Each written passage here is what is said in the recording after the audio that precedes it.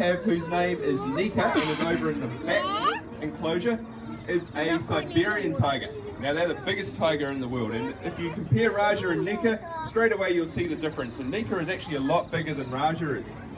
And if Nika was a male, then she'd be bigger again. So the Siberian tigers are the largest cat on earth.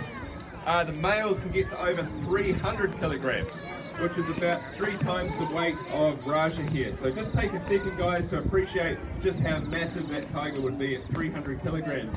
As a bit of a comparison, you guys may have already seen our male lions over the other end. Our biggest male lion, Virunga, weighs 230 kilograms at the moment. So it's another 70 kilograms heavier than him.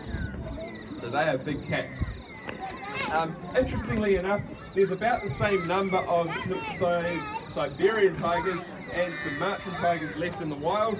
The difference being that Sumatrans are more critically endangered because they're under much more pressure in their natural environment.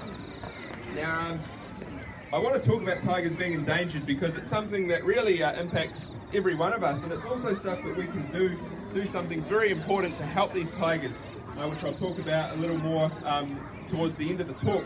But first of all, what you've got to understand about these tigers, and tigers in general, is over about 100 years or so, humans have reduced the tiger population by 96%. So we in 100 years have been taken down to 4% of the tigers we used to have in the wild, which is very, very scary.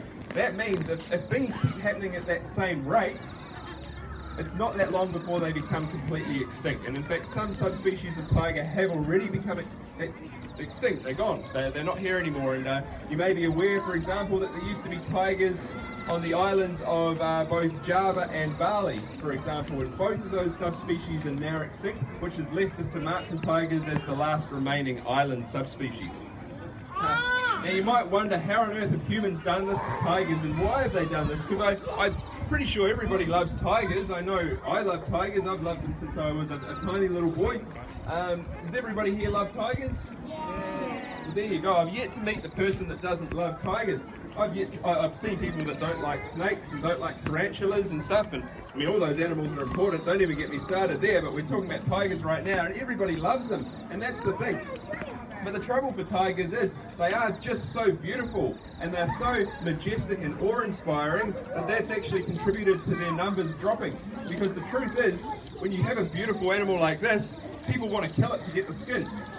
And you have an animal that inspires that much awe in people. Some cultures believe they can actually use parts of the tiger to gain the tiger's properties. And this is where the traditional medicine market has come from. There is an ancient belief in some cultures that by eating a part of a tiger, a human will inherit its powers, basically. So because a tiger is strong and brave, that if a human was to eat a piece of the heart, for example, they might then themselves become strong and brave. So obviously this stuff doesn't work. It's a placebo effect. So the tigers have no medicinal value, but they do have a value in dollars because people are willing to kill them to sell those body parts. Now it's so important that we don't support this wildlife trade, guys, because it has been wiping these tigers out. And even though you're not going to buy those products here in Australia, there's every chance you might be exposed to them if you are a worldly traveller, for example. Perhaps if you're travelling around parts of Asia, you might come across products like this being sold in the marketplace. So the best way I can encourage you guys to educate yourselves about that is there's a really fantastic app that you can put on your phone, and it's called Traffic. So what Traffic does, guys, is they monitor the wildlife trade. And if you're travelling around Sumatra, for example, and you come across products that you believe are part of a tiger or any wildlife being sold, then you can actually report that to the authorities via the Traffic app. So it's a really, really good thing to put on your phone if you're traveling, guys. So that's my number one tip for the day, is download the Traffic app and have a look at that. Because we all need to do our part to help stamp this trade out, because it is responsible for almost wiping the tigers out completely. Now the other problem they have, guys, is that their habitat is being destroyed. Now I don't know if you guys noticed this, but when Raja hopped off that hillside first and he came down into this long patch of grass, did everybody see that he kind of disappeared a little bit? So he kind of blended into that. So that was a great example of his camouflage working for him. And tigers rely on this.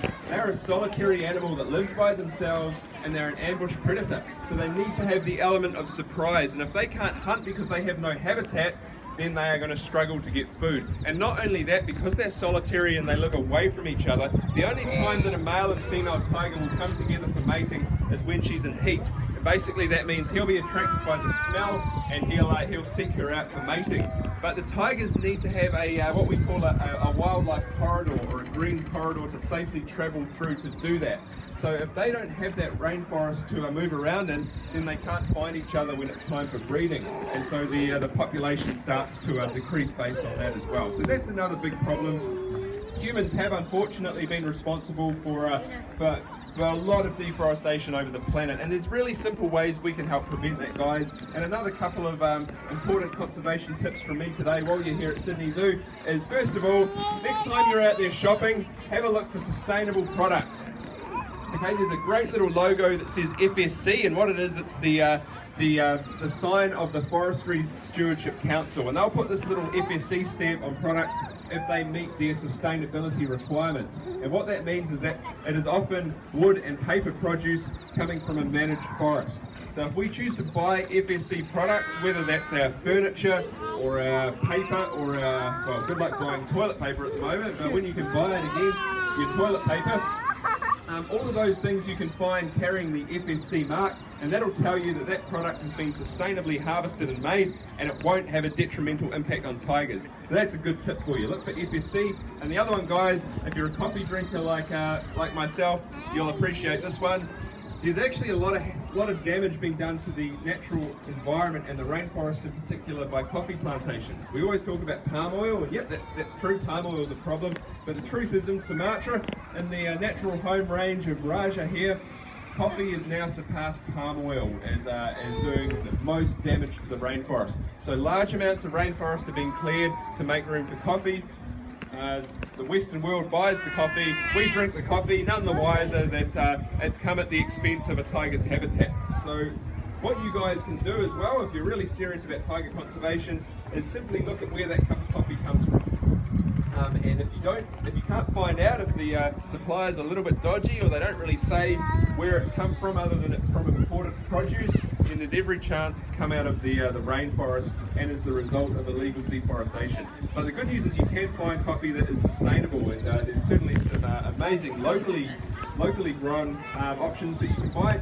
And here at Sydney Zoo as well, obviously we use sustainable coffee, so you can feel safe in the knowledge that if you're buying coffee here, you're buying a sustainable blend as well. So that's a couple of tips for you guys. Really easy things to do. For the price of a cup of coffee, you can actually have a meaningful impact on Sumatran tigers and all the other wildlife that relies on the rainforest. And in fact, we rely on it as well. The rainforest pumps massive amounts of oxygen into the environment and takes away massive amounts of carbon, so really important to conserve it. So I definitely encourage you guys to have a look at those behaviours.